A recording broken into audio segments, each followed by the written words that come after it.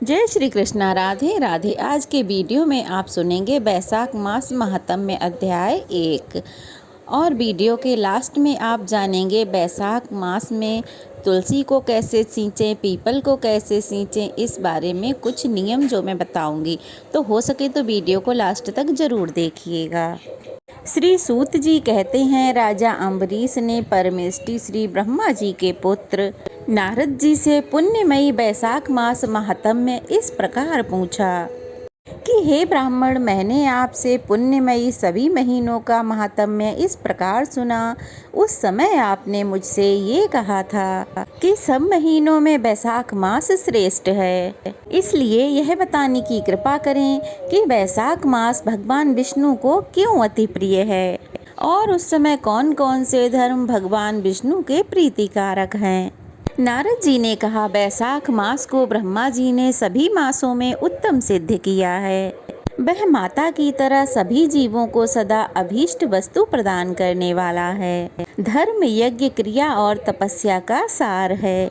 सभी देवताओं द्वारा पूजित है, जैसे विद्याओं में देव विद्या, मंत्रों में प्रणव, वृक्षों में कल्प वृक्ष, धेनुओं में कामधेनु, देवताओं में भगवान विष्णु, वर्णों में ब्राह्मण, प्रिय वस्तुओं में प्राण, नदियों में गंगा जी, तेजों में सूर्य, अस्त्र शस्त्रों में चक्र, धातुओं में स्वर्ण, वैष्णवों में शिवजी, रत्नों में जैसे कौस्तुभ मणि है, उसी प्रकार धर्म के साधनभूत महीनों में बैसाख मास सबसे उत्तम है।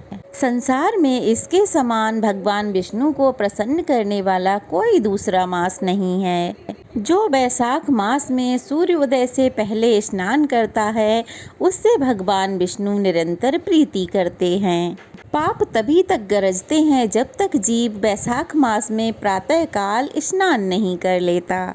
हे राजन, बैसाख के महीने में सभी तीर्थ आदि देवता तीर्थों के अलावा बाहर के जल में भी सदैव स्थित रहते हैं। भगवान श्री विष्णु की आज्ञा से मनुष्यों का कल्याण करने के लिए वे सूर्योदय से पहले से 6 दंड के भीतर तक वहां उपस्थित रहते हैं। बैसाख के समान कोई मास नहीं है, सतयुग के समान कोई युग नहीं है, वेद के समान कोई शास्त्र नहीं है और गंगा जी के समान कोई तीर्थ नहीं है। जल के समान दान नहीं है, खेती के समान धन नहीं है, जीवन से बढ़कर कोई लाभ नहीं है, उपवास के समान कोई तप नहीं है, दान से बढ़कर कोई धर्म नहीं, दया के समान कोई सुख नहीं, धर्म के समान मित्र नहीं, सत्य के समान कोई मित्र नहीं, सत्य के समान युग नहीं, आरोग्य के समान कोई उन्नति नहीं, भगवान विष्णु से बढ़कर कोई रक्षक नहीं और बैसाख मास से पवित्र संसार में कोई मास नहीं है। ऐसा विद्वान पुरुषों का मानना है। बैसाख श्रेष्ठ मास है।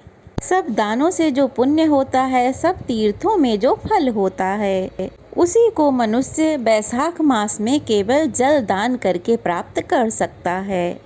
जो जल दान करने में असमर्थ हैं, ऐसे ऐश्वर्य की लालसा रखने वाले पुरुष को उचित है कि वो दूसरों को प्रबोध करे, अर्थात दूसरों को प्रोत्साहित करे, दूसरों को जल दान करने का महत्व समझाए।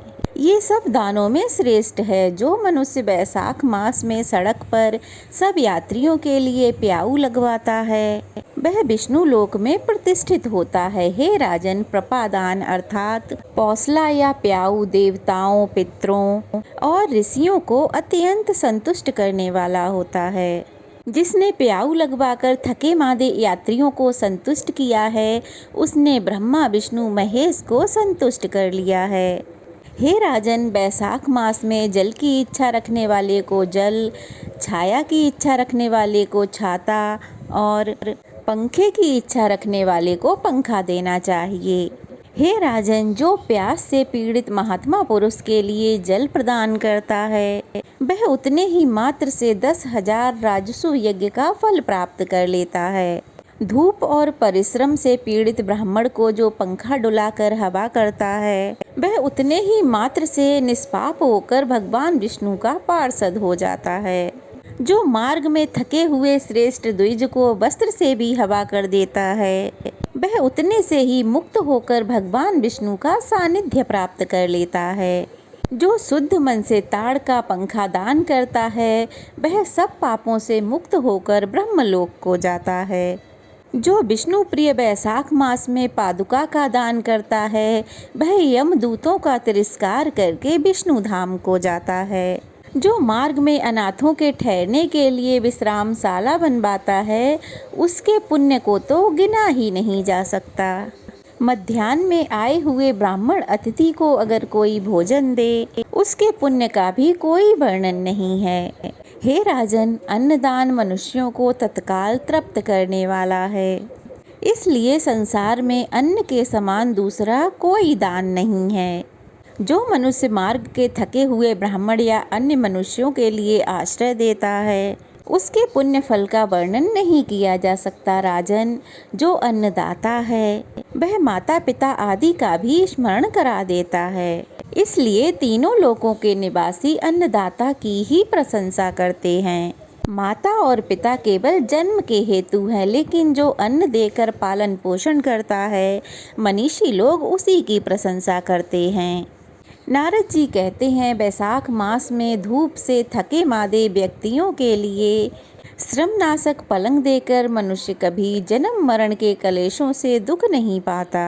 बैसाख मास में जो पहनने के लिए कपड़े और बिछाने के लिए बिछावन देता है वह इसी जन्म में सभी भोगों को भोग लेता है और सभी पापों से मुक्त होकर मोक्ष को प्राप्त कर लेता है।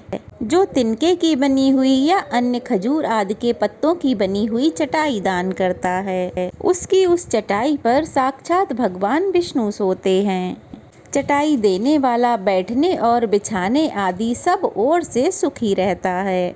जो सोने के लिए चटाई और कंबल देता है वह उतने ही मात्र से मुक्त हो जाता है। निद्रा से दुख का नाश होता है, निद्रा से थकावट दूर होती है और वह निद्रा चटाई पर सोने वाले को सुखपूर्वक आ जाती है। धूप से कष्ट पाए हुए ब्राह्मण को जो सूक्ष्मतर वस्त्र दान करता है वह पूरी आयु और परलोक में उत्तम गति को प्राप्त करता है। जो पुरुष ब्राह्मण को फूल और रोली देता है वह लौकिक भोगों को प्राप्त करके मोक्ष को प्राप्त कर लेता है। जो खस खुस और जल से बासित चंदन देता है वह सब भोगों में देवताओं की सहायता प्राप्त करता है और उसके पाप और दुख की हानि होकर परमानंद की प्राप्ति होती है। बैसाख के पुण्य को जानने वाला जो पुरुष गौरोचन और कस्तूरी का दान करता है वह तीनों तापों से सदा के लिए मुक्त होकर परम शांति प्राप्त कर लेता है। जो विश्रामशाला बनवाकर प्याऊ सहित ब्राह्मण को दान करता है वह लोकों का आध्यपति बन जाता है। जो सड़क के किनारे पोखरा, कुआं और मंडप बनवाता है वह तो धर्मात्मा है, उसे पुत्रों की भला क्या आवश्यकता है।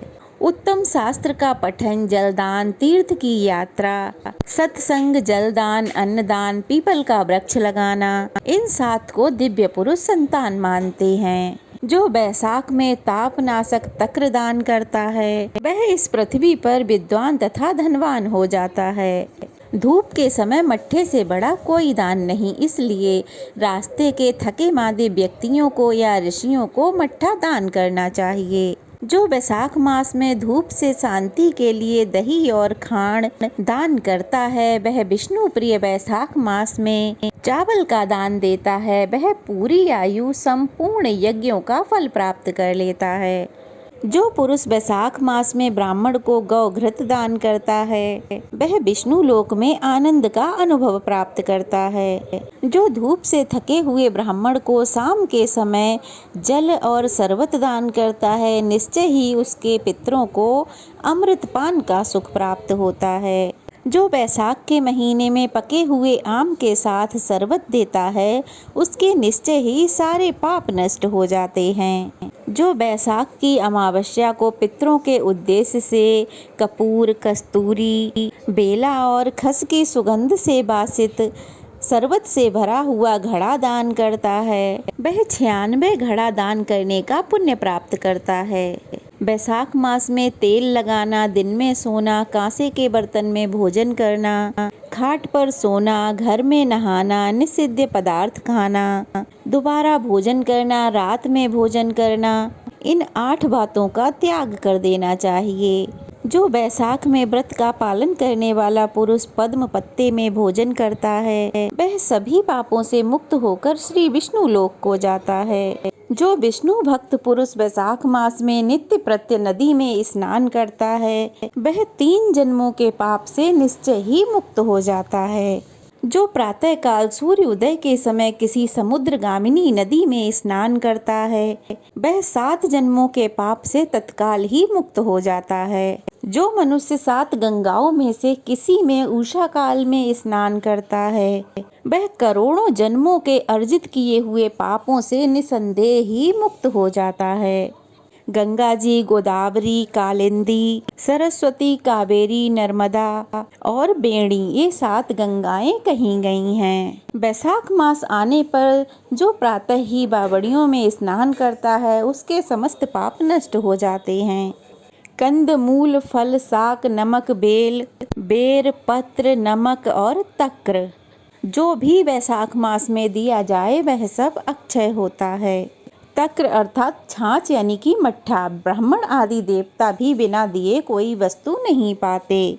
जो दान से हीन हैं, जो कभी दान नहीं करते, वे निर्धन होते हैं। इसलिए सुख की इच्छा रखने वाले पुरुष को बैसाख मास में अवश्य ही दान करना चाहिए। सूर्य देव के मेष राशि में स्थित होने पर भगवान श्री विष्णु के उद्देश्य से अवश्य ही प्रातः काल स्नान करके भगवान विष्णु की पूजा करनी चाहिए।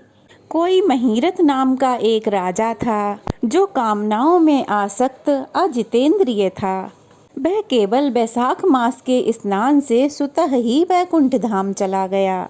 बैसाख मास के देवता भगवान श्री मधुसूदन हैं, इसलिए वह सफल मास है। बैसाख मास में प्रतिदिन स्नान करके सूर्य देवता को अर्घ देना चाहिए।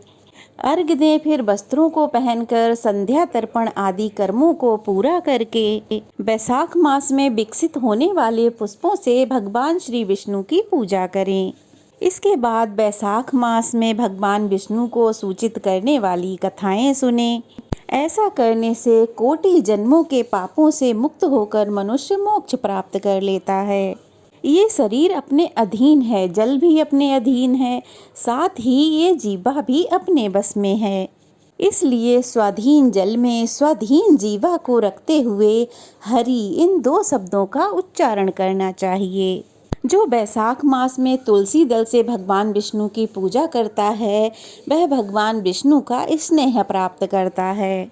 इसलिए भगवान विष्णु का पूरी श्रद्धा और भक्ति से अनन्य मन से पूजन और चिंतन करना चाहिए और उनके सगुण या निर्गुण स्वरूप का ध्यान रूप से चिंतन और मनन करना चाहिए।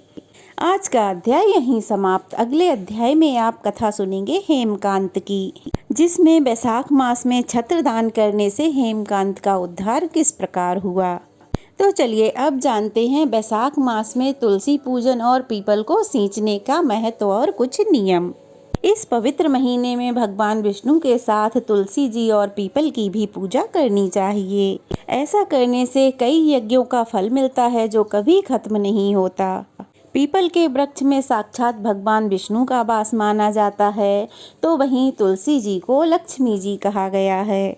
यदि आप भी बैसाख मास में दान करना चाहते हो तो कथा में बताए हुए दानों को अगर आप करना चाहते हैं, विष्णु जी की भक्ति चाहते हैं, तो फिर आप पहले ही दिन संकल्प ले लें कि मैं ये दान करूँगा।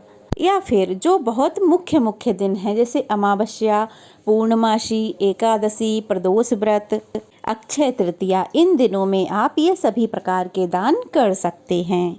या फिर पीपल के पेड़ की और तुलसी जी की पूजा कर सकते हैं। सुबह जल्दी उठकर पानी में गंगा जल, कच्चा दूध, तिल, शक्कर या गुड़ मिलाकर पीपल की पेड़ की जड़ में अर्पित करना चाहिए और एक दीपक, चाहे वो घी का हो या तिल के तेल का हो, आटे का चौमुखा दीपक जलाना बहुत शुभ होता है। ऐसा करने से भगवान विष्णु की कृपा प्राप्त होती है। आप दिन में जितने भी बार सुबह या शाम या जितने भी बार आपको पूजा करनी है उतने बार का संकल्प ले लें। चाहे तो आप केवल शाम का या सुबह का भी संकल्प ले सकते हैं। पूजा करने के साथ ही आपको पीपल के पेड़ की 7 बार परिक्रमा करनी चाहिए और जो मंत्र आपको स्क्रीन पर दिख रहा है उस मंत्र का जाप करना चाहिए। पीपल के पेड़ की पूजा करने के या जल देने के कुछ नियम होते हैं, जैसे कि रविवार को न तो पीपल का पेड़ स्पर्श किया जाता है और न ही उसकी पूजा की जाती है। इसके अलावा आप कभी भी पीपल के पेड़ की पूजा कर सकते हैं। पीपल में जल चढ़ाने के कुछ नियम हैं। उसके अनुसार 1 लोटे में आप जल भरें, उसमें थोड़ा गंगा जल मिलाएं, पिसी हुई हल्दी, थोड़ी सी चने की दाल, थोड़ी सी शक्कर मिलाएं। उसके बाद पीपल के पेड़ की पूजा करें और यह मंत्र बोलें, ओम श्री विष्णवे नमः, और यह जल पीपल के पेड़ में अर्पित करें। 7 बार परिक्रमा करें। ओम श्री विष्णवे नमः मंत्र का जाप करते जाएं। जब 7 परिक्रमा पूरी हो जाए तब भगवान विष्णु को हाथ जोड़कर प्रणाम करें। यह नियम आप पूरे वैशाख महीने भी कर सकते हैं या जितने भी दिन का आपने संकल्प लिया है उतने दिन कर सकते हैं। पीपल के पेड़ की परिक्रमा करने के बाद पीपल के पेड़ की जड़ के पास एक दीपक जरूर जलाएं, चाहे वो आटे का हो या फिर मिट्टी का हो। तिल के तेल का या फिर घी का दीपक आप जला सकते हैं। शनिवार के दिन सरसों के तेल का दीपक जलाना शुभ माना जाता है।